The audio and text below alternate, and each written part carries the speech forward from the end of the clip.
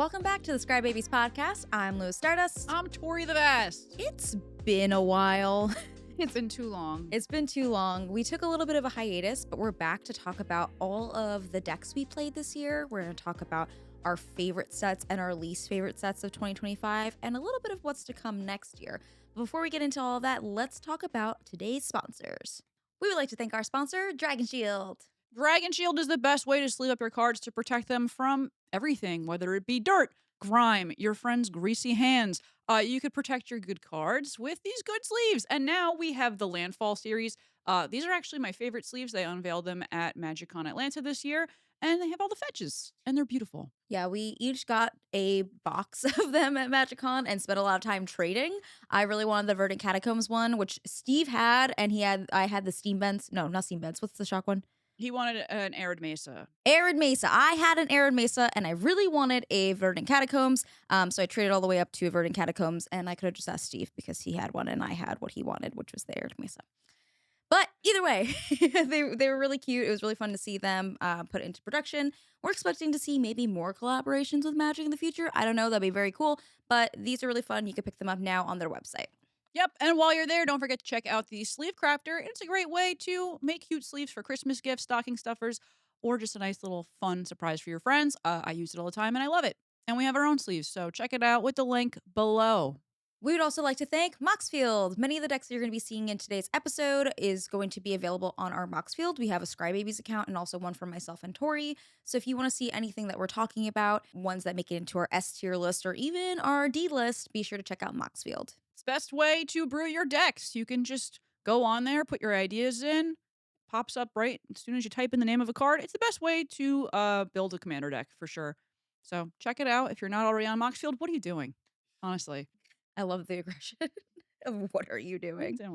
Today's featured patron and patron deck is our patron Mike with his Lara Croft Tomb Raider deck. It's really cool. I picked this one this month because I also have a Lara Croft deck that never wins. So I wanted to take a look at it myself. I really love the inclusions of a Seaborn Muse. That's my personal favorite, but also the fun UB cards that are in this as well. I sometimes feel weird about mixing UBs, and being that it's Lara Croft, I felt a little bit silly about it at first, but I'm wrong because there is a Optimus Prime and a Megatron in here, which is a Blightsteel Colossus and a Darksteel Colossus, which are very, very spicy. So check out Mike's deck over here on Moxfield. Thank you so much for being a patron. We appreciate your support. Before we get into everything that has happened in 2025 for Magic, I think we should I think we should talk about what's happened with us and where we've been. So a few of you may have noticed the podcast was on hiatus for a few months. Myself and Tori were just trying to really figure out what we want Sky Babies to be and how we want it to shape over the next year. A lot of the viewership, I would say, definitely goes into making our gameplay.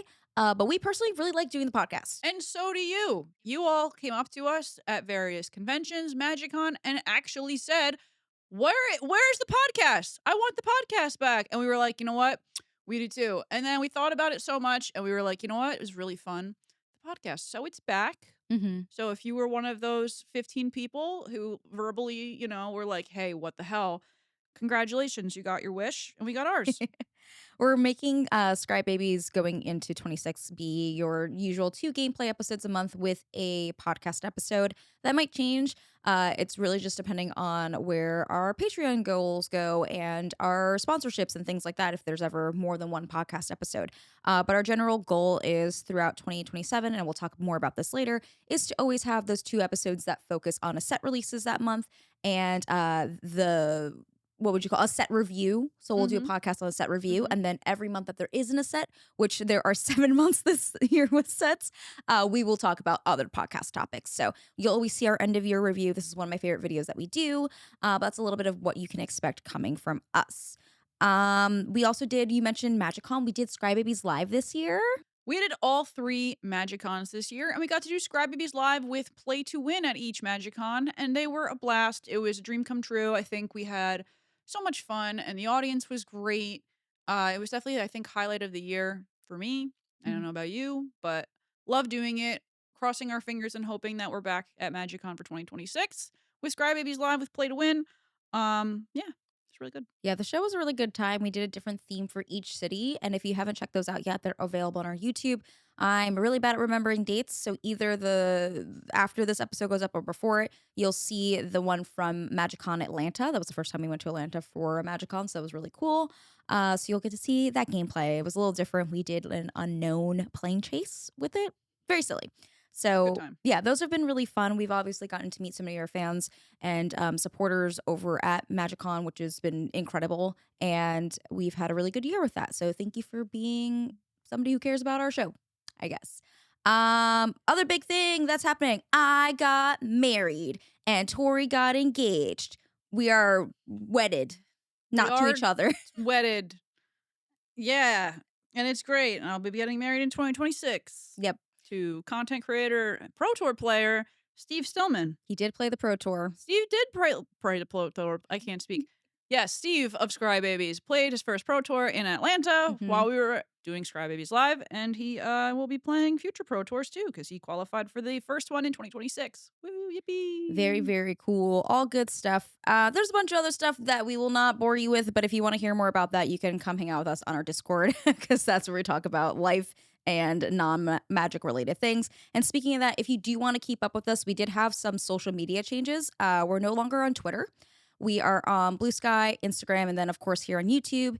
And we all have our own individual platforms. So like myself and Tori have our own individual platforms as well as Baby's account.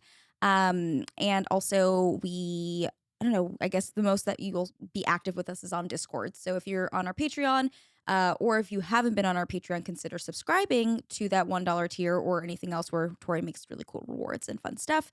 And you can see us on the internet more because we don't use Twitter specifically anymore. I just retweet the episode. Yep. And look at sports on there. It's Yep. the only reason I have the account.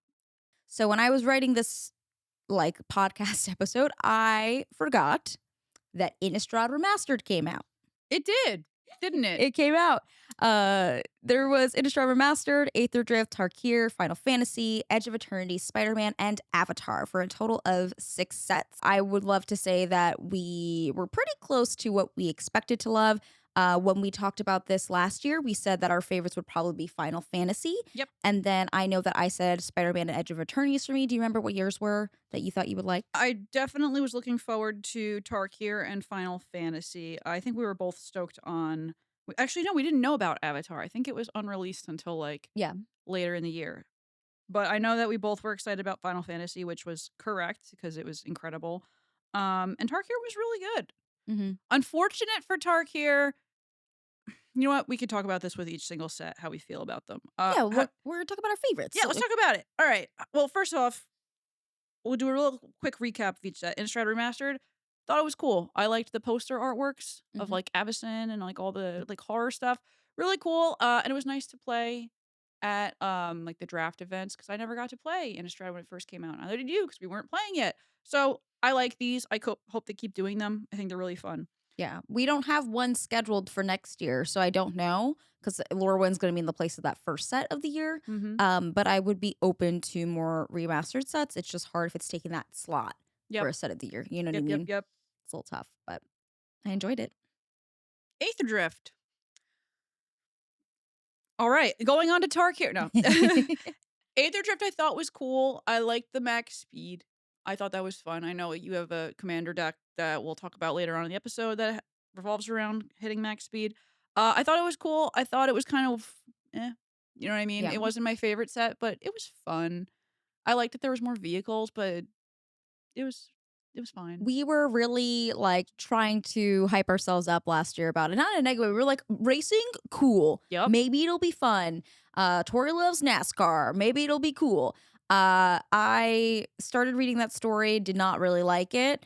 I'm a big loot girly, so for me, that was like a great deck that came out of that set. We're gonna talk about some other cards that we played throughout that. We got to do it at MagicCon, which was really fun. Like playing those as commanders for CDH was great, but it wasn't the strongest set for me. I also hated those yellow lands. Oh, the piss lands. Yep, the Piss lands. I was Yeah. not a fan of those. I thought that mechanics could have been stronger. I think like I even saw Prof post. I didn't even know that there was different groups with names. Like they all had different tag names or whatever. I don't know what you call them. but Team? team names. They all have different. Don't even remember a single one. Couldn't Yeah. tell you. Yeah, there were teams. Chandra's team was with Pia Nalar and I believe the other But what was the main name of it? characters. Couldn't tell me. I don't remember. I read the story and was like, this is okay. And then it ended and I was like, well, I think I'm good on the magic story for a little bit. Yeah. Because then it was Tarkir and I was excited. Moving into Tarkir, I didn't read the Tarkir story. I'll admit I didn't. After I read the Aether story, I was kind of like, yeah. I thought Tarkir was a really good set. I had a lot of fun with it. I love the dragons. The precons that we got were really, really fun. Um, Overall, thought it was cool. Yeah, we did some ambassador content for this one. And I was really excited about Eshki Mhm. as like a commander. I thought that was really cool. I actually liked that gameplay we did a lot, the casual one. Like I It thought was really fun. everybody's decks were really fun. But to be honest with you, I also kind of forgot this set came out. I I think Yeah, the problem with Tarkir, not that there is a problem with the set, is it came right before Final Fantasy, which was so like heavily marketed. heavily marketed and so anticipated that it was still fun, but it was like the second the spoilers started coming out for Final Fantasy, I was just like, oh, I I need was to just know. zoomed in on Yeah, that. I was honed in on that. Didn't really care as much about Tarkir. I don't think it Um, properly got its time to shine. it didn't. Yeah. And it was apparently a really good selling set. People couldn't even get it in stock because it was that good. People say it was really, really fun, really good draftable format. Um, but yeah, I think I just kind of got lost in the sauce with it with Final Fantasy. Yeah, I like to build like besides our gameplay that we do 2 decks for every year because we do a casual and a CDH generally. Um I didn't really gravitate towards anything in this set, and I love dragons. I love my husband was really excited about going back to Tarkir because that was like one of his first sets. So I know he was really excited for it. I think Steve was also interested in it. So like when we played, we had fun, but I just don't remember really anything other than Draco Genesis and the commander I liked. So for me, I would have loved to have a proper era of Tarkir, and I don't think we really got that this year. Yeah. Yeah. Moving on into Final Fantasy. That was the best set for me of the year. Probably the best set I got to like play with since starting playing Magic, but that's just because I know I love Final Fantasy. But the cards were also just so good. It was also like comparably like the best UB set since Lord of the Rings. Like it was very Yep. fully fleshed out. If you were a fan of any Final Fantasy game, even if you were just like a Kingdom Hearts fan that recognized Squall slash Leon, you know what I mean? There was like a card for everybody. We got to do preview cards for this, We did. which was really fun. And then we also did some ambassador content, which I feel very grateful for, because this was a very hard to get set. Yeah, and I feel like even now the Chocobo bundles are out and the holiday stuff, and I want those really bad. But this is such an like highly desired set that it's very hard to get your hands on. It is. Yeah. And even like the scene boxes and everything else were just like incredible. I got Mhm. one for Christmas. Yeah. With the Final Fantasy 9 scene box. All of it was just fantastic. Super, super well designed set. The Pro Tour was awesome. The Pro Tour promos were awesome. It was just really cool. I also felt like all the precons were really good. Like right Mhm. out the box, perfect. Upgraded, amazing. Like I didn't need to upgrade the cloud deck because it was pretty busted as is. It was a very strong commander. I thought all of them were like very well done. The physical products were great. I didn't feel like there was an oversaturation of what they did. And I made a lot of individual commanders. Like I made a Moogle, and that was really cute. And besides my cloud deck, I also have like a pile for Tifa that's almost done, and Noctis. And I want to use our Regalia card because I think that's really cute. So I felt like this set had a lot of something for everybody. I Yeah, really there was a liked lot it. of really good legendaries too. So a lot of fun spins for Commander. A lot of fun format breaking cards came out in it, like Vivi. It was just really cool, Yeah, Vivi was a big all star. as you should be. Next up was Edge of Eternities. And this set I think is really special because we got to go to Loading Ready Run and do the pre-release, which is a lot of words to say. I know you love the story for this one in particular. No, I didn't read Oh, this you didn't read one. it? They loved the They loved story it, and so it made told you me to want to read read it. it. That's what And it I was. want to read it, and I still haven't. Yeah. But I'm gonna. I'm just too busy playing Harvest Moon. But Edge of Eternities, I'll be honest, I really wasn't, like, crazy going into it, didn't think it was gonna be that cool, and then we played it, and I was like, "Oh my god, this set's amazing." Mhm. I loved the warp mechanic with it, thought it was so much fun. It was just a really special set. It was also cool because Steve played the Edge of Eternity's Pro Tour in Atlanta, so we, like, went over every single card in this set, like, Mhm. multiple times. Mhm. And all of them were just really well designed. The gameplay was really good. It was a fun did you get to play pre-release for this one outside of the No, pre-release? I only played the pre-release, but I really liked the station stuff. I thought that was really fun. I liked all of the card design. I thought it was a really beautiful set. The lands were really fun. The Ragos was like my favorite. The little freaking, as soon as I seen him, I was like a lobster citizen. Yes, this is for me. There wasn't like explicitly strong commanders in it, but I don't think you need that with every set. I think Final Fantasy was such a strong, heavy hitter, like explosive, like Vivi is a great example. That was like one of the strongest cards we've seen this entire year, but like not every set needs that. And so I felt like it was a nice pace Yep. after Final Fantasy, and I really liked what they did with that set. It was like definitely my favorite in Magic set for the year. Yeah, and the artwork was great. It was really pretty, and it just was really good. I have zero complaints about Edge of Eternities. I was in fact blown away because my expectations weren't high, and then I was like, wow, this was really good. That's good. And then we had Spider-Man. Cricket noise here. Uh I'm gonna be real. I was not excited about Spider-Man at all, and it's nothing against Magic, nothing against Spider-Man or Marvel. I just didn't really care about Marvel in Magic. I just felt like lukewarm on it, but was like, maybe the cards will change my mind. Um, They didn't. they didn't. And I just felt like I was underwhelmed by it. I didn't even play the pre-release for it because I just really didn't care. I will say, having opening some packs at Atlanta, the comic book arts are really good. Mhm. They're really cool. Yeah. This is one I was really excited for. I was talking about how I grew up loving Marvel and like specifically Spider-Man, being so close to New York growing up. That was like our hero, you know what I mean? So that was really cool. I felt like I was spidered out. Every card was Spider-Man this, Spider-Man that. It didn't really like give me anything that I wanted. I was very happy to have a Black Cat card. That's my favorite Marvel character. So for me, that was really cute. The comic arts, like you mentioned, were really cute. This was like again a very desirable set to fans who aren't new, like that are kind of new to Magic maybe, or who are big comic nerds. And I wanted to like this set more. I think it just left a lot to be desired. We didn't even make any content about it. Nope. And I did see some content about it. And I think this set was for people who really like the IP a lot. Like Krim did a video on the Spider-Man set, talked a lot about what the lore was with certain cards and like comic books that were And to reflected. be And the clear, that's video was good. amazing. Yeah. I was like actually sat, watched the whole thing, and I was like, wow, this is nice seeing someone who loves this thing, knows about this thing, talking about this thing. But that's where you miss your audience, right? Because, Yeah. like, yes, with Final Fantasy, it was like, this is for the people who love Final Fantasy. But even if you don't love Final Fantasy, there's so much magic that's incorporated into this. Like, there's Yes, so it much, fits. it fits for the type. And while, it could be like, we're in New York City and there's a web slinging guy, like, I don't know. He has a radioactive power. That seems more magical to me than, like, I don't know, Peter Parker walking on the street, which I still accept because that's what it is. I just think that they really missed the mark on a lot of stuff that I would want from the set. And it felt so small because I think we should, if we had precons, I think maybe this would have been a little bit different. Not doing precons for Spider-Man to me was a miss. Yeah.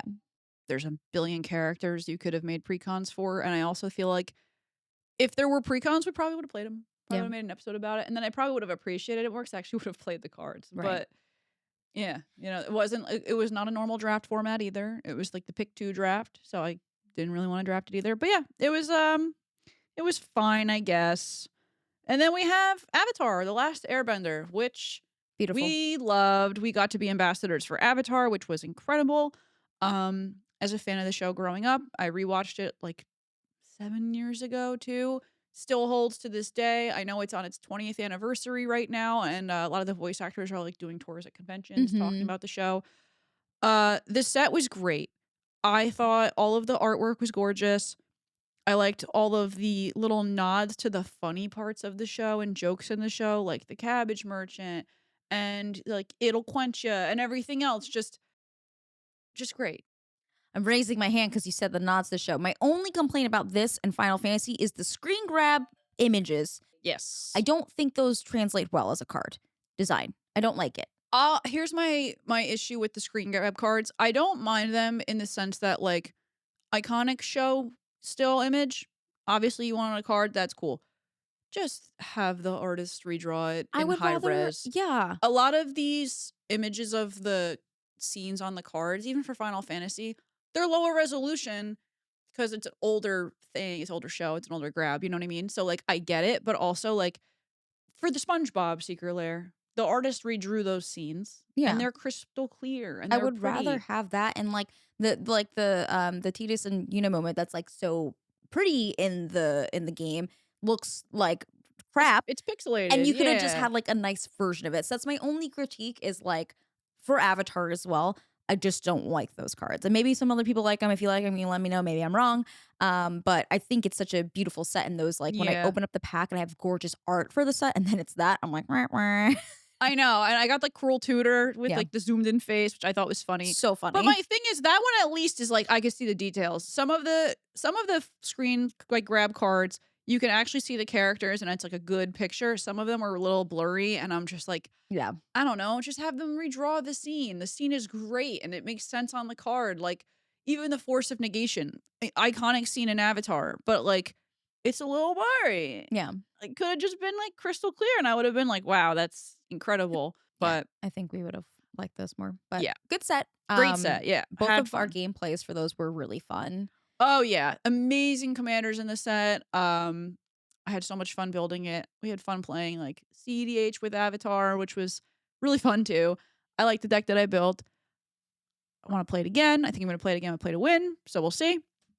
But yeah, even, like, the pre-release, you got to pick which color you wanted to play. Yeah. Like, you got to pick your character, My so that first was name was cute. fun. Yeah. Yeah, just I really good. I like that, if you're a fan of the it's another one where it's like, if you're a fan of the show, it works. If you're not, there's enough, like, uniqueness to it where it feels like it could fit in Magic. So it doesn't feel, like, out of place like other No, all things. the creatures are, like, weird mutations of other creatures, but Right. it, like, feels like a magic thing because it's fantasy. I don't know, you can argue with me. I think Final Fantasy is probably the set of the year, Oh, right? easily. Yeah. Final Fantasy set of the year, probably gonna be hard to beat Yeah. for me personally. Loved it, couldn't get enough of it. It was the first set that I actually was like, I want to open more of this. I think I'm gonna go buy more product to buy and open more of this because I love it so much. Even the commons, I was like, I'm gonna keep 4 of everything. That's so Just collect the cute. whole set. What was your favorite set of the year? Was it that, or do you think it was something It was else? Final Fantasy for sure. Mhm. Final Fantasy was my favorite set of the year. I think my favorite card of the year was Vivi. Um, Wanted to get every version of Vivi. Love it so much. Least favorite? Least favorite's probably gonna go to Spider-Man. Aether just goes over Spider-Man for me because it at least was something I played and wanted to play. Spider-Man, I was just like, I don't care to Yeah. even touch these. I will skip this one. I think my favorite set for, like, in Magic was definitely Edge of Eternities, and then I would say, like, Final Fantasy is, of course, up there as, like, the best set of the year. I would say Spider-Man's definitely lower, and I think Aether Drift and Spider-Man are comparable as they don't feel like, to me, a lot of love was put into what they could have been for Magic, and they could have been better, which is not entirely true because I know many people who worked on these and put a lot of love into it, but it just feels like comparing it to every other set that came out this year, it just fell flat. And for Aether Drift, I felt like that was like a very weird story presence that like I didn't love for Magic. So that's definitely at my bottom for the year. Um, which is crazy because I have two cards I like from it. All right. Whatever. We'll talk about it. All right. So everything we played in 2025, we're going to talk about the decks we played and how we rank them, what we feel, if we're going to keep them together, just our general thoughts about what we played. We have a ranking scale that we used a couple years ago. So our S tier decks are going to be the decks we take into 2026. Our A tier are ones that are fun, but definitely need more improvement before that consideration. B probably won't come into next year, but it's possible if we make enough swaps, which is like a big overhaul of the deck. C is scrapping it totally for parts. And then D, as Tori has claimed it, was Dookie. Last year we did 22 episodes. This year we did 31. 31 gameplay episodes. And that was part of us switching off the podcast and just putting a little bit more focus on to gameplay, which was all wonderful. We had a great time doing that. So yeah. While we enjoyed doing that, we really missed the podcast. That's why we're back here. But we're going to be talking about these games that we played. So, first set, or rather, first game of the year was episode 54. And this was with Reed Duke and Brian David Marshall. Tori, you played Geist. Is that correct? Yeah, I played Geist of St. Traff. This was a deck that Steve put together. Very cool. Yeah. How'd you feel about it? I think it was an A for me because I definitely didn't play it the way Steve plays it. Mhm. Reed, however, got to play Bristly Bill, which Yep. was my deck.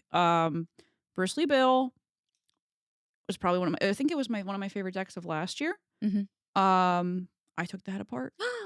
I did. For another deck that we'll see later. Another deck that you'll see later. But Geist was cool. You played Kaikar. Well, before we even get into me, I think Reed played Bristly Bill completely different. He didn't even care about the commander. He No, he said, didn't. let me do so much mono green bullshit that was amazing. And while you've played Bristly Bill like fantastic with him out, it was crazy to see the deck work so well even without it. Yeah, Reed just did the Reed thing where he played the landfall, played all the different parts of the deck just incredibly better than I ever could. But obviously it's Reed Duke. That's a really fun episode. If you haven't watched it, I would check it out. Yeah. So much fun. So I did play Kaikar. There's a Kaikar curse. Every time I record with Kaikar, the episode gets corrupted. And every time that happens is an episode I've won.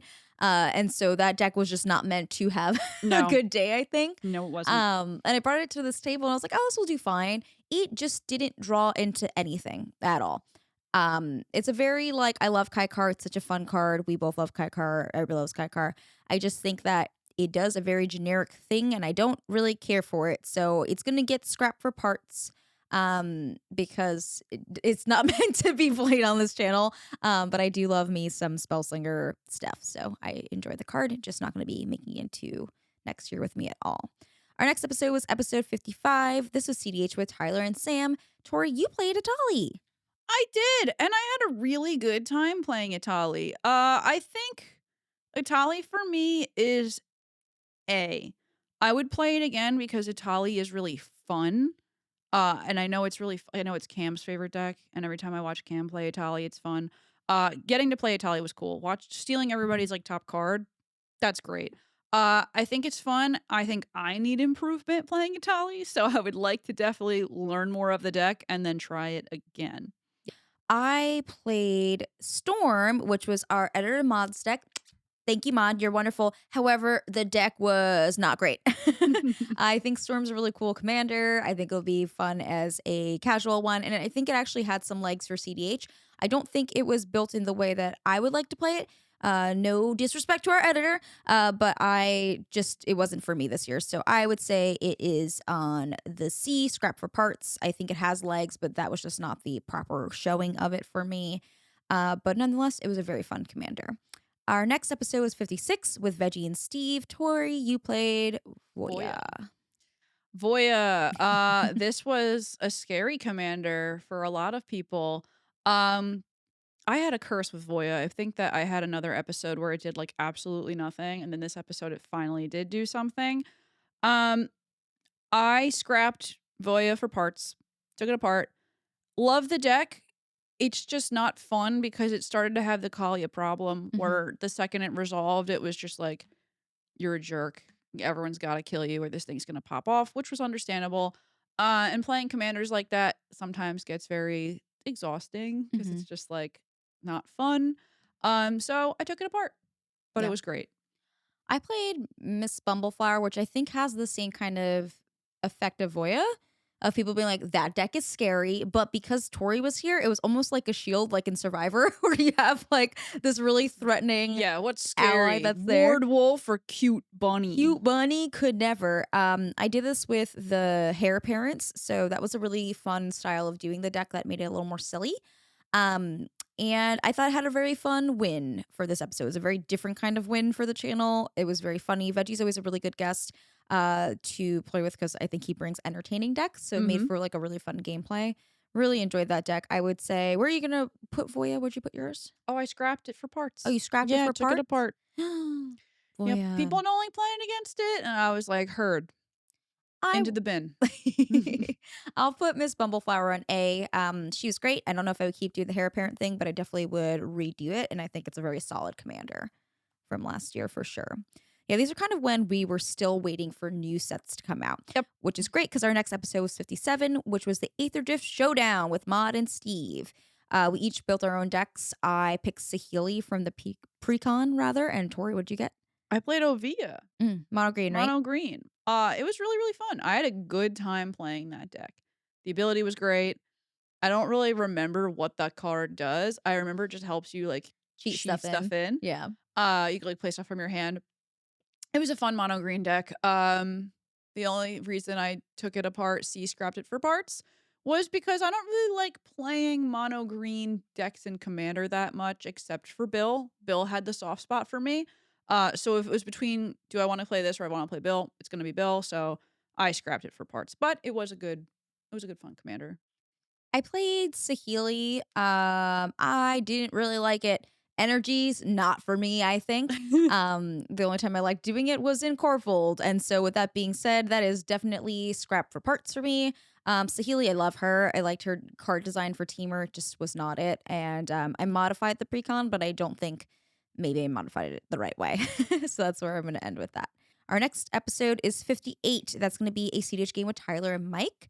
This was the Perplexing Chimera game. And if you don't know what I mean, look it up because, wow, this game I think got broken down. I don't know how short. It was like a 2.5 hour game.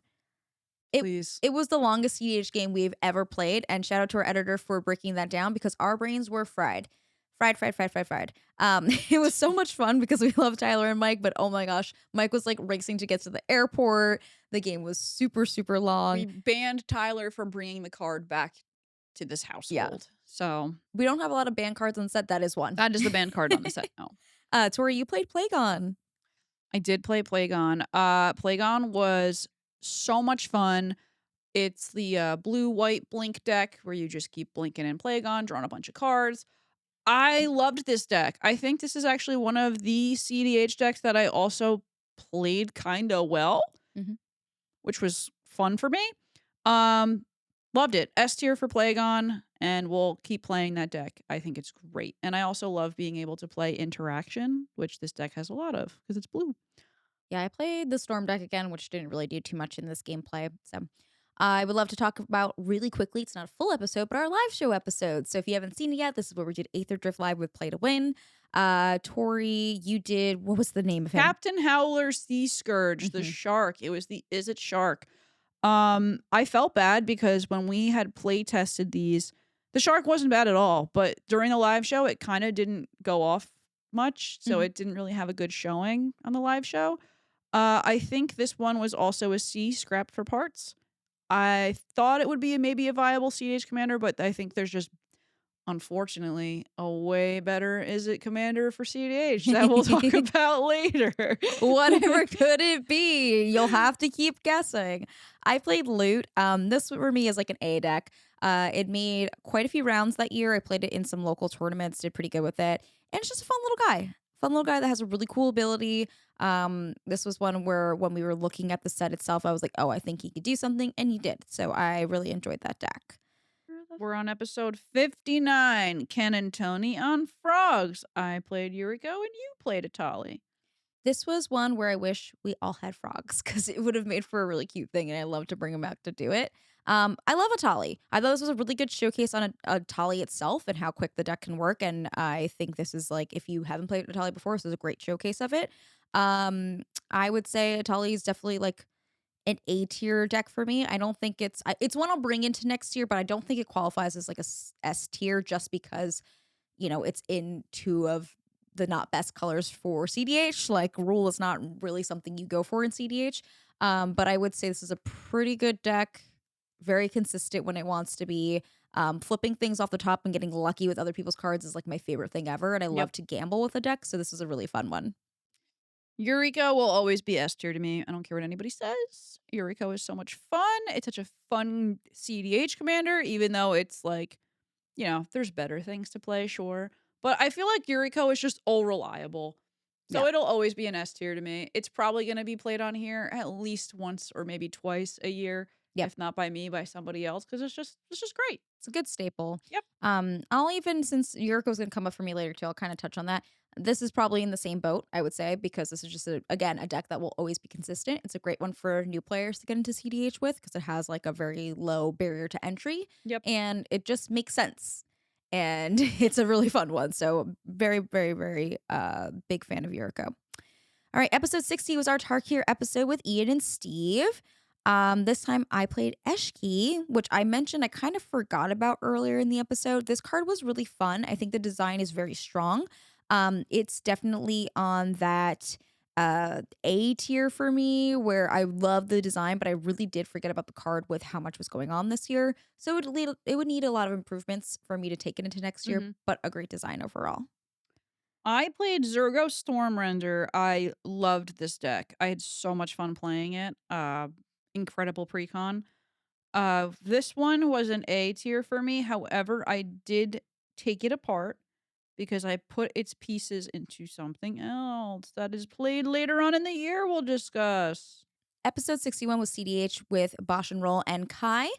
This time I played Loot again, but Tori, you played something new. It was Derevi. I did. I played Derevi and I really liked Derevi. I've only ever been used to playing Derevi in Najila. Mhm. So getting to play it as the commander was really fun. I think that deck pops off. I feel like it's a sleeper sometimes. Yeah. I think Derevi was probably like a B. Mhm. Like I liked it and I had fun playing it, but I don't think it's something I would like grab again. Mhm. So it's a B. Not gonna scrap it. Somebody else probably really loves it. It's not me. Sorry, Derevi. 62 was also CDH with Kai and Bosch and Roll. This is our revenge episode. I played Hashaton, and this time you played Plagon again, Yep. which we know was the best boy. Hashaton was like all the rage at that time. That deck was really fun. I don't really know if it still has legs at the moment. I have to be honest, I haven't seen it at many tables, but at that time, everybody was playing Hashaton. So that was like a big moment for CDH. Not a very strong showing of the deck, I would say, from my part, but we do have other showings of the deck on the channel. 63 is our game with Rachel and Olivia. I before we get into this, I have a little thing I want to cry about. We had an amazing second game with them We did. that got lost, and Rachel was playing Plague on casually. Olivia had like a boat. We all had like water things randomly, and it was very stupid and very fun. I'm so sad we lost it, but I'm really glad that we had this game. Yeah. On this one, I played Karlak with the was it Hollow Giants or something Giants? It's the background. It's a rule deck. This deck is very strong. Karlak is a very strong card. I loved the deck itself, and if we're rating the deck itself, yeah, that's an S tier deck. I personally am going to be scrapping it for parks. I don't think it's a bad deck. It's just not my play style, and it felt too strong with cards that weren't even intended to be as strong as they were. Yeah. So it just felt like it was overpowering for the tables that I wanted to bring it to. And even at the fourth bracket, it just felt like a lot. So I will not be bringing Karlak into next year. She's going to be scrapped for parts. But if this is your type of deck, then it's a very strong deck. I played Arthur, Marigold Knight. This deck was so much fun. Oh my god. And to me, it was an A tier deck. It reminded me of Winota because whenever you get to attack, you get to flip stuff off the top, put Mhm. creatures into play. It's Jeskai, which I love playing Jeskai decks. It was just really, really fun. And it's just I love a good surprise. I Yeah. love flipping into something. You never know what you're gonna get. The gambling effect. It's the gamble effect. I will keep this deck together. I know that I think you've played it at some point Mhm. too. It's just really fun. And you get to play like cute little mouse, cute little creatures, fun little one drops in there. There's just a whole bunch of stuff. So really, really liked it. A tier for me. A for Arthur. A for Arthur. 64 was a returning guest, Becca Scott, and a new guest, Zach the Bold. Tori, you played Dale, also known as. Katori, Pilot Prodigy, that it's been altered into Dale Earnhardt. Ugh, I loved this deck. And I was so excited to play it because I always wanted to build a vehicles deck. This was my vehicles deck, and it did really well. I love it. Yeah. To me, that was an S tier deck, and I still have most of it together at home. There were some cards I had to swap out of it that I needed for other decks, but loved it. We'll definitely play it again. It's fun to also play something that's a little bit different. I'm used to playing either like creature deck, Spellslinger, but like Oops All Vehicles. Yeah, Good time. felt like a perfect one for you. Yep. This was our bracket 2 game, which if you watch the episode does not quite end like a bracket 2 game. But it's, it makes sense for the way that it went. We had a really good time with that one. I played Mabel. She was not as strong as she needed to be at this table. I think she's such a cute design. This is one me and Tori were like obsessed with Yep. when we saw her. So I'm thinking it's gonna go into the A tier. It was not an A tier showing, but this is definitely a deck that I will like retool and bring back into next year. Hmm. It's definitely not one I'm gonna scrap for parts because I love her so much. She's so cute. So I had a really fun time building a bunch of decks from Bloomburrow, and I really want to keep that one around. 65 was our best goblins episodes. We try to do a couple episodes this year that were more thematic and themed. If you want to see more of those, let us know. But this was our best goblins with Steve and Ian. Tori, you played Crete. Is that correct? Yeah, I played Crete. It was a jumpstart goblin, and it was like a burn effect with goblins. That was cool. It was cool. It was an A tier to me. I think for goblins, there's so many commanders that people gravitate to, like obviously Kranko or Muxus are like go-to goblin commanders. But building a mono red commander that was a little bit different, like this one, was really fun. I think he's a nice change of pace too. Like the burn effect was great, and you could play with other burn spells. It was just fun. It was just a fun, stupid deck, and it didn't really cost anything either because it was like mono red bullshit. Yeah, we So we had talked about like with this too that there was no Krankos or Kikis in the command zone, but you could have them in the 99. yep. Because it was just like, well, everybody plays Kranko, and then it's the best. We know who the best Right. goblin is, We but we what's the best already other know. goblin? What's the other best deck you can build? Yeah. Yeah, so this was fun. I played Shattergang. This is a D for Dookie. I would never play this again. It was not my type of goblin deck, but I really wanted to play Jund goblins, and it did a lot of work. I will say there was like some stuff that was pretty cool early on. I think there was a card from Aetherdrift actually that like made it pretty strong, and also we had a lot of like silly goblin effects that work with everybody else's goblins because it was all the goblins on the board. Mhm. I like those. I thought that was a really fun game, but I would never play Shattergang again. Sorry. Goodbye, Shattergang. Episode 66 was our Final Fantasy casual game. Tori, you made one of your favorite Final Fantasy characters. I did. I made Zidane. It was a Final Fantasy. I had a lot of Final Fantasy 9 cards in it. So like Steiner was in there, even though he has like no business being in the deck list, but he just had to be there. Freya, no Vivi, unfortunately, but I had like You're Not Alone. All the cool Final Fantasy art cards for 9 were in there. This was a stealing deck. So the whole point of the deck, since he's a thief, was to steal other people's stuff, get treasures for it. It was on brand for the character, so that's why I was absolutely stoked to build the deck. Had so much fun building it because again, like I got to really put like, oh, I love this card. I love this part of the game. I'm putting it in the deck. I'm stealing this person's thing. And I did really well. I think kept it won, right? I think it did, yes. I think so. S tier for me, kept it together, still have it at home, and I love it. It was so much fun. It's fun to steal people's stuff. I love a deck that does something different than what I normally do, like we were talking about with the vehicles. This one's taking people's stuff, and that's really fun. It's really fun to do. When someone drops a bomb and you're like, guess what? It's mine. No better feeling. I played Fang and Vanille, which made for one of my favorite shorts of the year. I really wanted to flip this card, even though it wasn't that great of an effect. It was very silly. I got the most like unlucky draw with this deck. I was drawing into nothing. I had a pretty good starting hand, did not matter. And so that part was really hard, but I actually really like this deck. I like the two of them as a design. Nobody likes Final Fantasy 13 but me. And so I would say this is like an A tier deck. It's not a amazing deck by any means. It's definitely, lower on the brackets and I want to keep it that way, but it's like the correct Golgari bullshit for me. So I will definitely be bringing that back with some tweaks. I wish there was a better showing of it. Maybe you'll see it next year. Who knows? We also played Final Fantasy CDH. This was episode 67. Tori, you played Vivi, which we're going to get into in a second because I know that there's a lot to say about Vivi. But I played Yasholta. And then I also want to note that Kefka and Terra were played at this table. And I would say that Kefka and Vivi are probably the most like prominent CDH ones that we see around still. I think people still play a bit of Terra. And Yasholta was like Ishtola. I'm saying it wrong. Sorry, Final Fantasy lovers. That deck was one early on where people saw it and were like, okay, this could be CDH viable. It just didn't do as well. So for me, that's definitely a scrap 4 parts kind of deck. I also think I would have played it a little bit differently than I did this time and like change around the cards itself. Yep. But yeah, let's talk about Vivi. Oh, Vivi. I think Vivi is S tier for everybody who plays CDH or just plays like a high power, even low power Vivi. Vivi is just such a fun commander. Mhm. Broken card, great card. I love the mid range build of Vivi, and I tried playing Turbo. I just don't think I can do Turbo. Mid range was great. It's just disgusting. Like you just ping so many people, you get to have the mana, cast more shit. It's just gross. It's is it, but in its best way. Vivi is also my favorite Final Fantasy character, so having Vivi be like the best card in the set was just awesome too. Cause it's like, oh my god, that's fantastic. It's like my favorite character, and he's fucking awesome.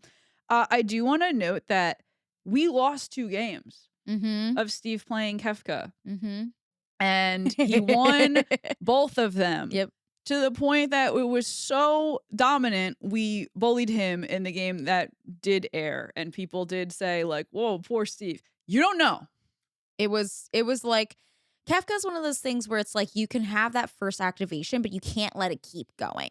And especially because you can talk as a group about what you're putting down, but you never know what the Kafka player is going to put down. Like you can show cards and talk about it. And so once it keeps going, it's very, very strong. It's similar to me to like Sephiroth, where it's like, yeah, you let it have 1 inch, it takes a mile, like it just Yep. goes. And so, yes, there was for anybody who thinks we bully Steve, we don't. We love Steve. I want to also note that Steve is Tori's fiance and Ian's my husband, and me and Tori are basically attached at the hip. We are all friends. Like our banter is meant to be silly. So if you think we're bullying Steve, we're not. And you think Steve bullies us, Sometimes we he should bully is. him. Yes. And sometimes we will. Yep. Too bad. Speaking of losing episodes, this next one is from our LA games, and we lost a couple of these. Thankfully, we were able to keep these ones. So this is from Damien and Persephone, episode 68. Damien was a good friend of mine that I really wanted to come play on Scry Babies, and I didn't realize that he was best friends with Persephone.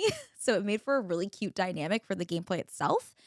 Tori, you played Valgavoth. I think that was the first time we saw this on the channel. Maybe It was. besides Steve playing it for our uh Duskmorn game. yeah, Steve played it for the Dustborn pre-con version of it. And I played it and built it my own little way.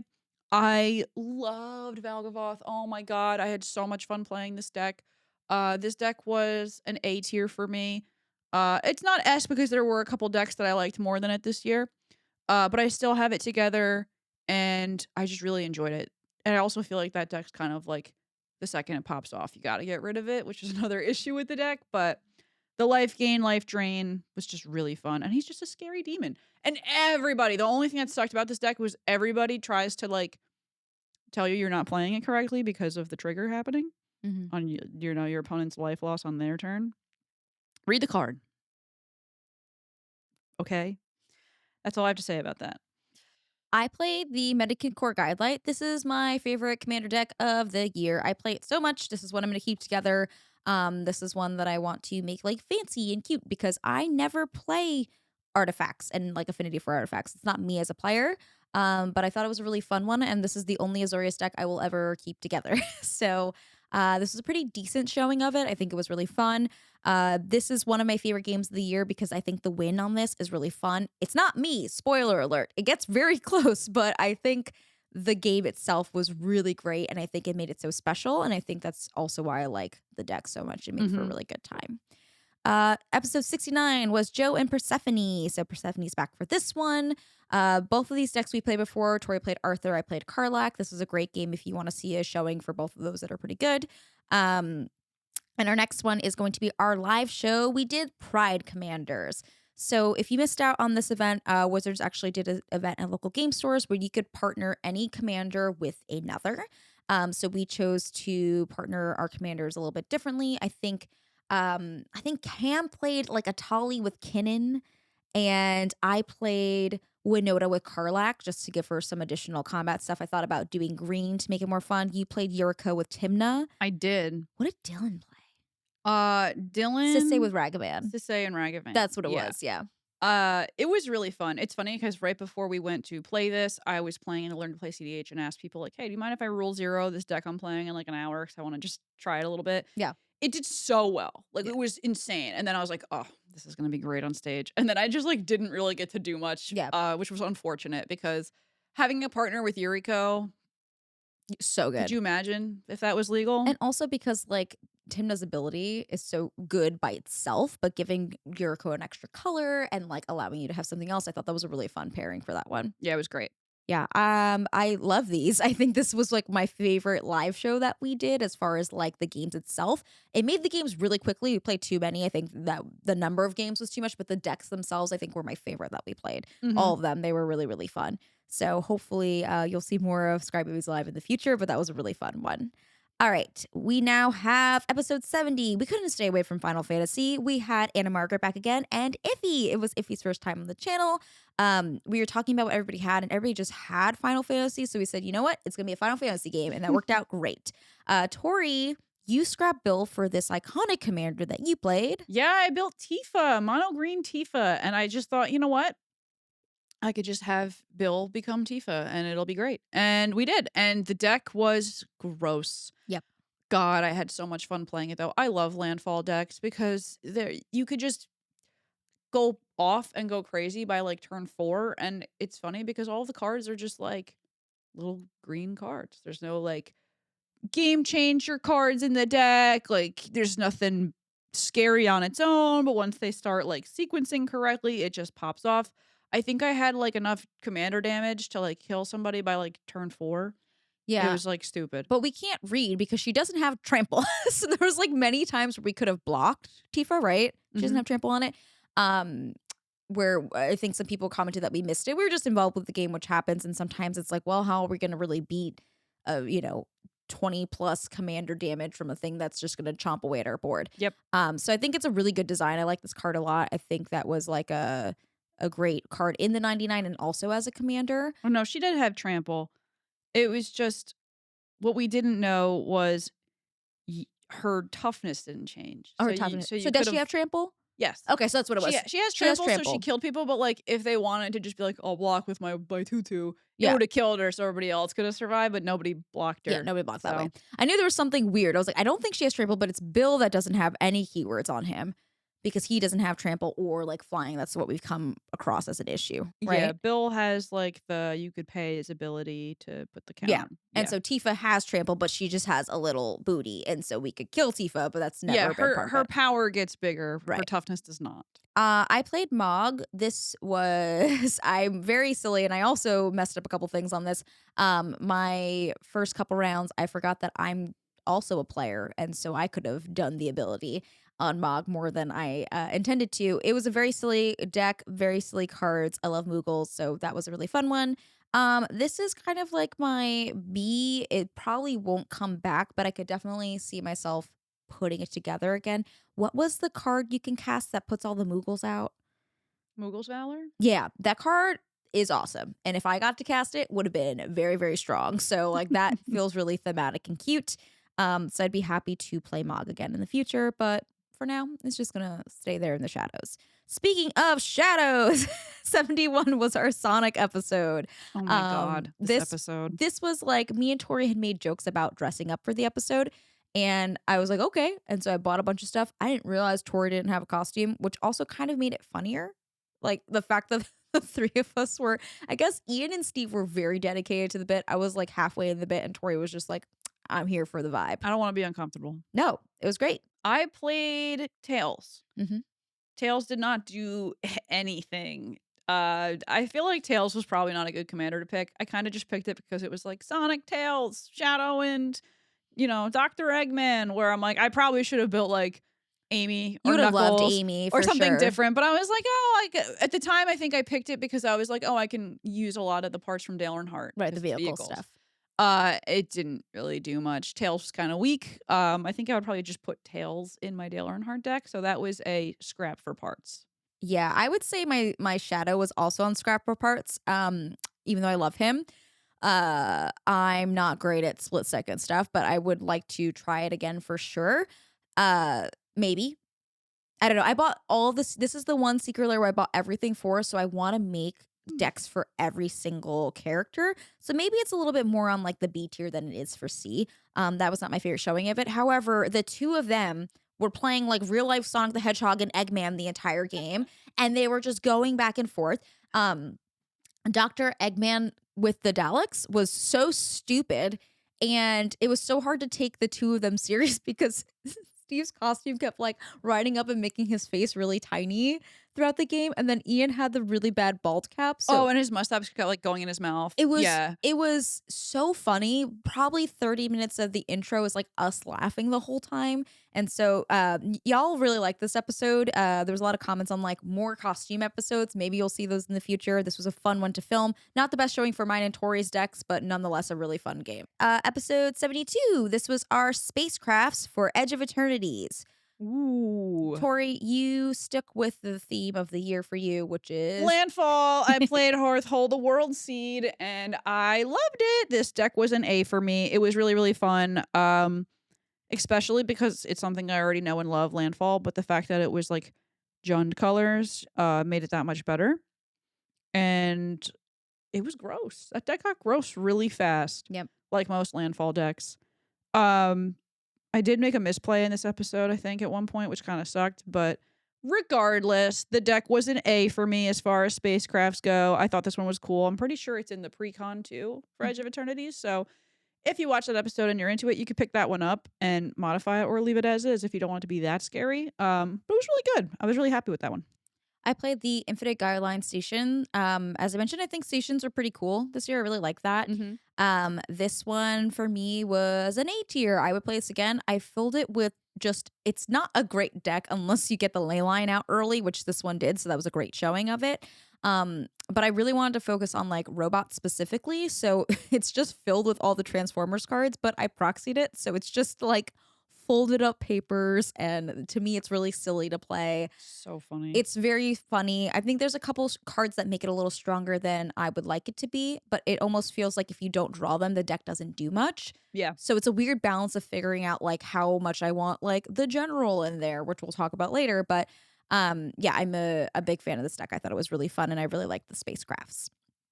Episode 73 was with Steel City, some new guests for us. I played the Mendicant Core Guidelight again, and Tori played Valgaboth. I don't think our opinions changed here. We love those decks. Yep. Seems like big favorites for us. It was so nice getting to play with Steel City. We had a lot of fun. Episode 74. This is going to be CDH with Mod and Steve. This time, Tori played Kefka, and I played Plagon. I loved Kefka. Kefka was really fun, but again, I think that is a deck that I just need more reps on. I would play Kefka again. I think Kefka's probably an S tier deck just of the year for CEDH in general. I'm going to go into next year probably playing it again, trying it out. I would put Plagon on A tier. I don't know if I play it a lot next year, but I think it was such a fun deck for CDH. I think people really enjoyed it. There was a lot of hype around it. I think the design of it is so fun and really silly. So I'm a big fan of Plagon rather, but I think I would just like to play around more with the deck itself before bringing it into next year. Episode 75 was EDH monocolored. This is with Mod and Steve. I played Shroofus, and Tori, you played Mr. Krabs, which is so stupid to say.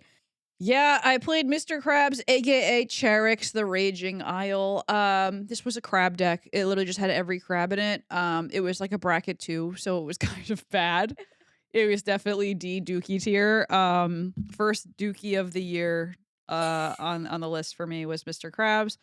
I feel like if I tried to build this with more like free spells and more powerful blue spells, like it probably could have been better, but I just kind of built like a it mono with blue deck. Yeah, like I tried to build it with like bracket 2 because I didn't know where we'd be going with like monocolor, and it just sucked so bad. But I like it with all the crabs. I think that's fun. The crabs were fun. Yeah. It was just so stupid. It literally just did nothing. It was a big do nothing deck. I would say Shroofus is like I would say Shroofus is like an S tier deck. Shroofus is one of those cards that it's impossible to make super casual because it's broken. And then when you read the card and you go, oh, that's what it does. It's very strong. Yes. So this was a jumpstart card. This is one that I accidentally spilled a glass of water on, and so when it was like $20 to $30, it was like crumbled up on my table. Um, so blame my cats and also me for leaving my water. But the card itself is really strong, so I would say that's like an S tier deck. It's kind of stronger for tables than I would like. So I don't know. We'll see about how much I keep it together. But yeah, it's a really great mono green deck for sure. Episode 76 is with Brouhaha and Cop Cop. This is both of their first times on the channel, right? Yeah. Yeah. We had a lot of fun with them. Tori, you played Titus, and I played Wick. Titus was really fun. I played the pre-con, but I did some swaps. I think I swapped like 20 cards in there. Mhm. The pre-con doesn't really need any swaps. It's that powerful. That deck goes crazy. It was an A tier for me. I still have it together. It's with all the other Final Fantasy pre-cons. It was just great. Like when I made cuts to the deck to try to make it like, some swaps for it, it was hard to even cut anything because the synergy in it was so good. So yeah, A tier for me. I really liked Wick. I wanted to play a dumb rat, a very fun rat, and Bloomburrow allowed for a lot of really fun rat design. I would say this is an A tier deck. It definitely needs some improvements before I bring it back. But I don't know if it will ever qualify as like an S tier. I definitely think I'll see it next year. I don't think any Bloomburrow decks will not make it into next year with me, if I'm being honest. That set's so fun that I want to keep making stuff from it, but definitely needs a little bit of revisions for it to be really good. CDH with Cam and Sam. I played Yuriko this time, Mhm. and you played Yustola. I played Y'shtola. Y'shtola's just not for me. Mm-hmm. I think it is for CEDH, probably on the C tier, but as a pre-con, it's great. Great. Good card design. I Good cards, think yeah. the way we had it built was not my favorite for the deck itself. No. And yeah, I played Yuriko. Nothing to say but A tier or S tier queen. Yuriko is for sure up there. Yuriko is a staple, and Yeah. yeah. There's definitely there's better decks than Yuriko, but it's just an easy one to Yuriko play. to me is like chicken parm at an Italian restaurant. Like you go to a good Italian restaurant, it's always going to have chicken parm, and the chicken parm's always going to be good. Like you can go in there and you can get ossobuco, you can get something different that is going to She's be like Italian. really really good. But if you're just like, you know what, I'm just feeling chicken parm, you're going to get Yuriko and it's going to be good every single time. It's going to make sense every single time you see it. You're like, "Oh yeah, chicken parm. Yeah, like we brought Yuriko. Good job." You know what I mean? Episode 78 was with CDH with Mike and Dylan. This was Shadow again for me, but this was the CDH version. I played this so bad, I totally misread my grinding station. How because forgot about that. I don't play these colors, to be fair, and I know what a grinding station does when it's not me playing it under hot lights and us playing 8 games in a row. So it was not the best showing of Shadow, but I do think it's a cool CDH commander.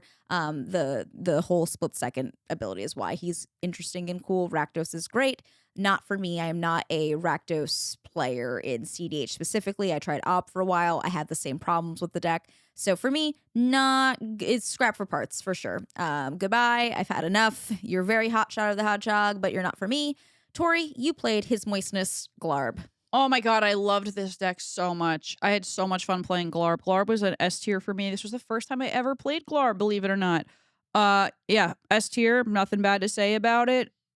Glarb's ability with cards in CDH is just insane. Mm-hmm.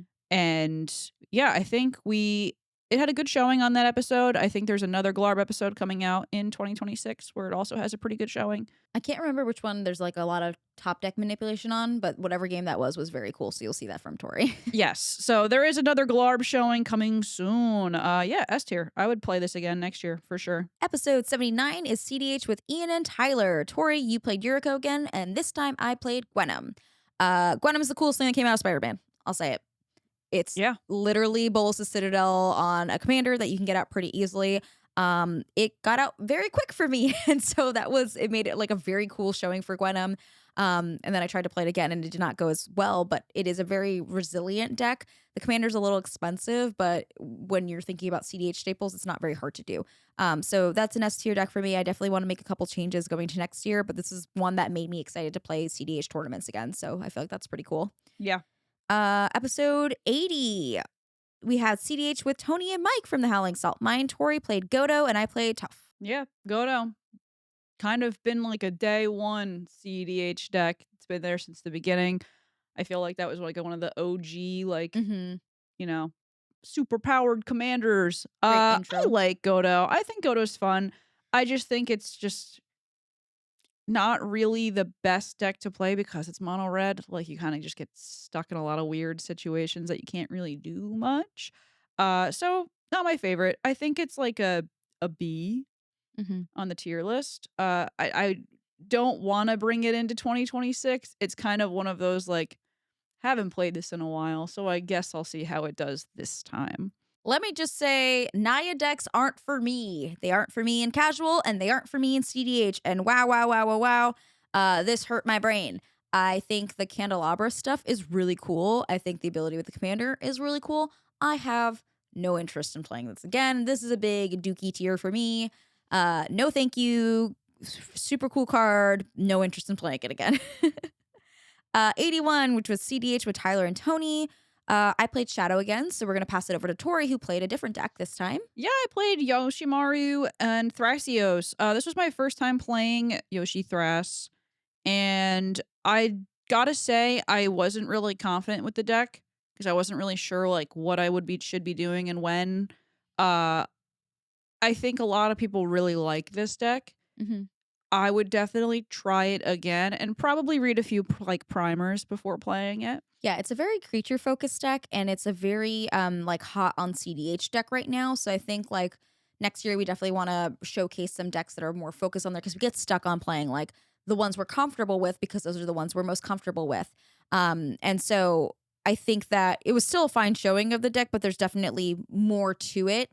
And Yeah, um it's a lot to keep track of too. yeah. So I'll definitely play it again. But like I said, I think I'll probably spend more time with it alone at home, tinkering with it, goldfishing it, and then in Hmm. 2026, come back with that one. Yeah. Where are you putting that on your tiers? It's probably like an A tier for me, where I can see why it is fun Mm-hmm. and see why people keep playing it. I don't want to give it a bad tier rating because it's kind of on me as not being good at it. So A tier for the fans of Yoshi Thras. I'll try it again next year. Episode 82 was our Avatar Casual. You played Soka and Sokka? Soka? Yes, Sokka. I don't know Avatar, clearly. And then I played Iroh, which is the only character I really know besides Zuko. Tell us about your deck and why you loved it so much, because I know you did. Boom. I did. Sokka was an S tier deck for me. This was the ally deck, and it was surprise Jeskai again. It has all of the fun things I like about a commander deck, like making tokens, giving them menace, giving them prowess, just popping off really quick. Building this because there were no avatar precons, so I was like, this would be a great precon commander. Like this is like missed on me. Like I don't know why I didn't do it, but whatever. Sokka was so much fun. That deck kind of went crazy in Mhm. our casual game. Like Very strong. yeah, the first few turns, I was like, oh wow, this might actually be pretty nuts. S tier, I was excited. I actually brought it back and played it again with Z and Maldhound. So keeping that one together for next year too. That one's currently in my drawer as a bring this to game night. I played Iroh, the Grand Lotus one. I love tumor decks. So for me, that was like, yes, I'm in because those are the colors I like. And I thought the lessons were really cool. I wanted to get some from Strixhaven, which I know I have somewhere, but my cards are all over the place. I thought lessons were cool. They're not very broken by any means. I think the strongest, like the Soka was the strongest commander I saw, but Steve's like shrines in that game were like very good. Like some of the new shrines were very, very good from this set. Ian played Boomy, and it was like a fine showing for Boomy. I think that Iroh could have definitely done more. Like the lessons aren't super, super strong. But when they got to do stuff, it felt really cool. So this is what I'm going to keep together. I would keep this in my, A tier. Needs a couple things to upgrade, but I'm not going to take it apart. I think the deck looks so pretty all together, so I'm a big fan of that. And I only have 2 non-avatar cards in it. So I thought that was a really fun way to like play the deck too. Yeah, my Sokka deck is mostly avatar cards too. I took a play booster box, opened it all, a collector booster box, opened it all, and was like, what can I make from this? Oh, this commander looks really fun. And that's a cool thing too, is like those commanders all are super synergistic with everything already in a box, Right. which is great. Episode 83 was Avatar CDH. I play Toph again, and Tori, you play. May. I played May and I called it mine. I got grilled, rightfully so. What a bad ambassador I am. Yeah, I played May, and when I saw this card, I was like, oh, this would be so much fun. I don't know if it's CEDH viable because it doesn't really do much. But you can just run all of the black CEDH combos, which is what it is. But it's just fun because of the burn effect on it whenever you play a non-creature. When anyone plays a non-creature spell, it deals 2 damage, so it's kind of like an Eidolon type commander. Um, I just thought in CEDH, since there are so many free artifacts, free spells, people playing Storm, you know, I think Mai has potential to be really, really good, depending on maybe what meta is, or if there's a really good person who's good at mono black playing it. We're playing with Play to Win tomorrow for their channel. And I'm actually planning on playing it again and trying it a few more times. I think this episode, one thing that really hurt me was I was last. Yeah, I was so gonna say that seed order really matters. sucks for May because I think you I did a lot. You went first and played like 5 spells, and I was like, fuck. Like I would have been like 10 damage right there. Yeah, I think seed order matters for that a lot. And I think you need just like a lot of creature stuff because then it kind of helps because you're not relying on hurting yourself damage wise. And also, what was I gonna say? Like good protection for her. Yes. Because the only thing that's stopping you is like how much mana is she? Like 3? She's 2. She's 2? She's pretty cheap, which is nice. But that's the one thing that's slowing down your opponents. If they can just take her out, that's the only thing you really have to worry about. So Yeah. I think it's a fun deck. I really like the showing of that. I give it like an A tier. It's not going to be an S tier because it's probably not the best CDH option you can pick.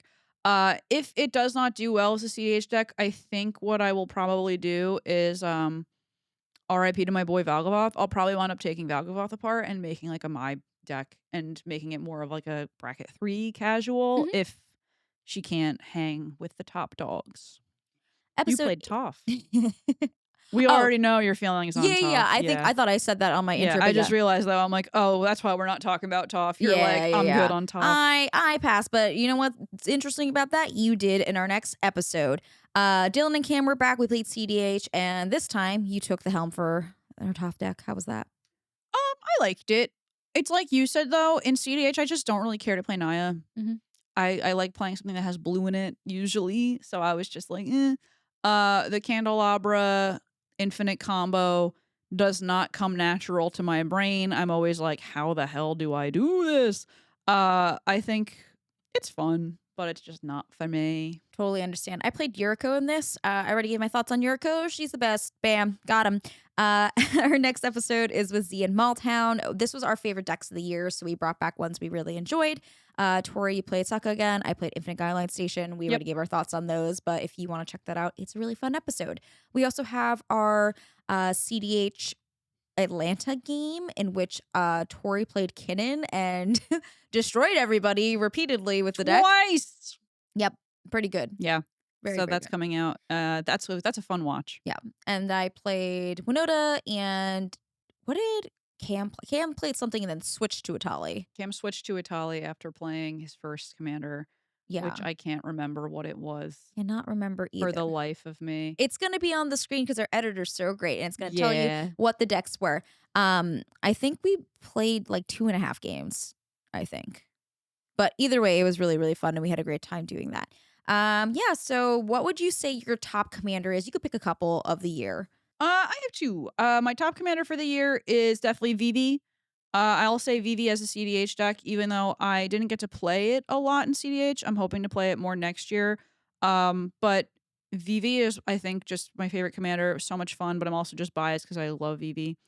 And then Sokka, believe it or not, was probably my favorite EDH casual bring it to game night deck of the year. It was just so much fun, and it was fun because it has all the fun avatar cards in it. And it's just nice to have a deck that you could just open up a box and make a commander deck. There was like a bunch I brewed this year that unfortunately with lost episodes we didn't really get to see, like Helga being played or a few of the other decks that I had built. I think from what's been on the channel, I'm gonna keep Uncle Iroh and Mendicant Core Guidelight as my bring to my local game store play games. I've been playing Mendicant like all year, and it's been one of my favorite decks. I know. My favorite deck is gonna be featured next year because every episode we filmed with it got lost. Yep. Which one was it? Captain America. Oh yeah. Yeah. See, that's the part of supporting us is helping us get new gear, which helped a lot. But also when we traveled, we lost a bit of gear, and so or episodes rather. So that has been we got new cameras if you couldn't tell since the last time we recorded, which has been a blessing because it's been less of an overheating problem.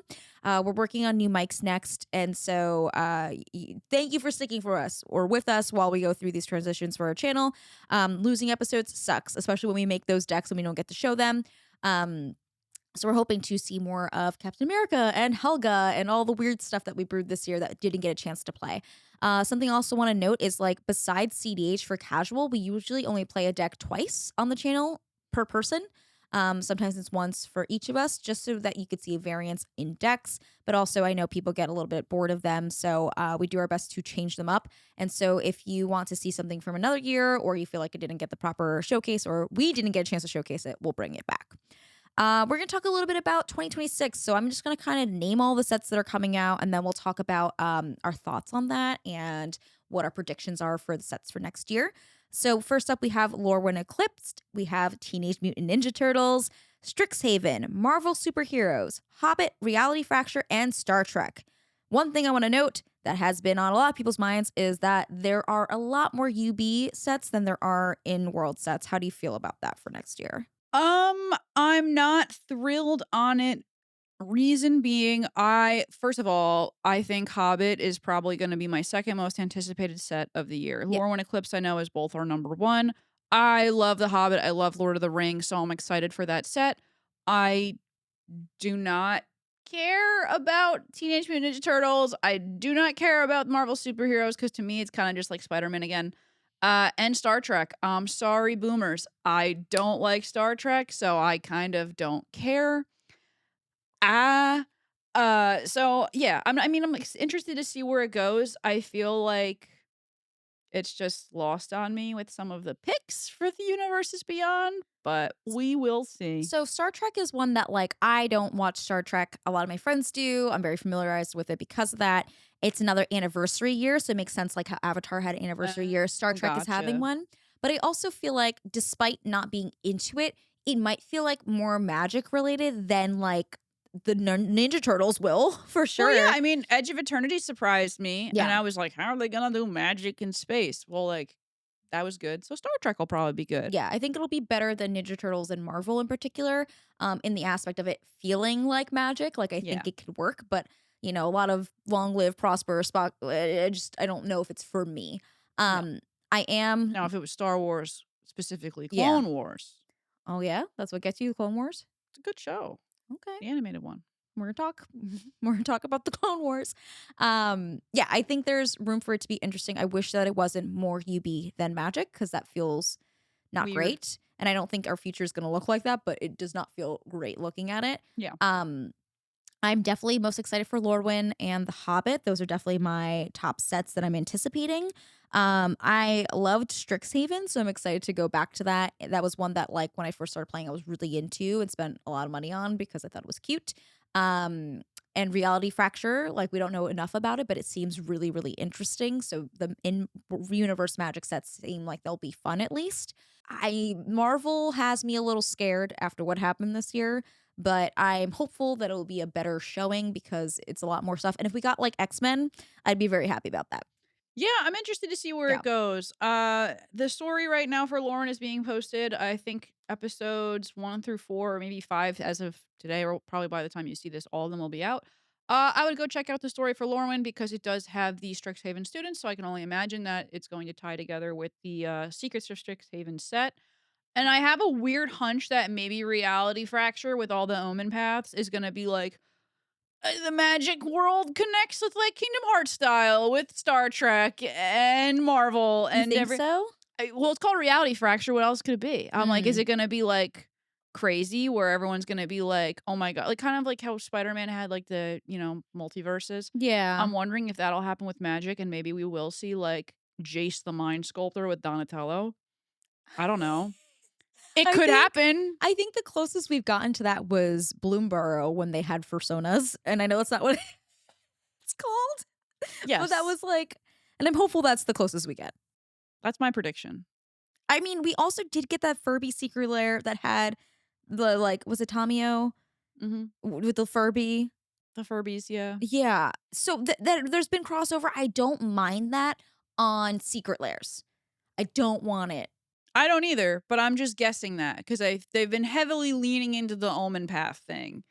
And I'm just like, what if the Omen Paths pull a Kingdom Hearts thing where it's like, remember when you were like, oh my God, Cloud is like in Hercules right now? Yeah. What if it's that? Yeah, I would like it if it's in Magic.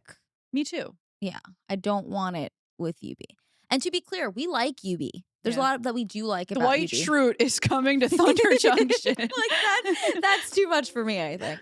I don't know. Let us know, I guess, your predictions down below on what you think next year is going to showcase. Did you said your top 2? Is there anything that you're worried about for next year? Or I don't want to leave it on a negative note, but is there like something you're most excited for or worried or hopeful Stoked on for? Lorne Eclipse, stoked on The Hobbit, not stoked on Marvel superheroes. I kind of wish it was just its own game, Mhm. but surprise me, I guess. I think that Ninja Turtles will surprise me. And this is not for my love for Master Splinter. I just think some of the cards look kind of cool, and the idea of having Pizza Lands is very funny to me.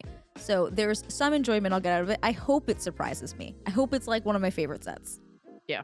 I don't know if that's the case. Maybe that's because we're aggressively next to New York. I will cross my fingers. We'll see how we feel. And I guess if you're watching this episode still, hi, thank you for being here with us. Let us know what you're looking forward to most next year. There's a bunch of new sets. We're hoping to showcase them throughout the year, as I mentioned. Ideally, you'll see a CDH, a casual, and a podcast about it. Some of these sets might be hard to get our hands on, specifically UB, so we'll see what happens. But if you want to see anything in particular, or if you have your own thoughts about the sets that came out this past year, or you liked one of the decks we played, let us know. We'd love to chat with you in our comment section on socials. That's right. And while you're here, be sure to leave us a like, comment. If you're on another app, leave us a 5-star review. Tell your friends, share it with your mom. Let them know where to find us and support us. And thank you for being here. And we'll see you next time. Well, before we close out too, I'm wearing a really cool shirt. If you're on YouTube, it says Hot People Play Magic. Tori made it. Yeah, it's our merch. It's on our Bonfire store. It's on our Bonfire store. It's another great way to support us is checking out our merch selection. It's really fun, really cool. We have cool sleeves we sell through Dragon Shield. That's linked below. But yeah, Jank mats. jank mats. We do. We have play mats. We got all sorts of stuff. And this is like post-Christmas or like close to the holidays. So maybe it's too late for you to holiday shop. But if you want to support a local business during this time, check us out. We're a local business. That's us, me and Tori. Boom, boom. Thank you so much for being with us in 2025. And we'll see more of you in 2026. See you next year. Bye.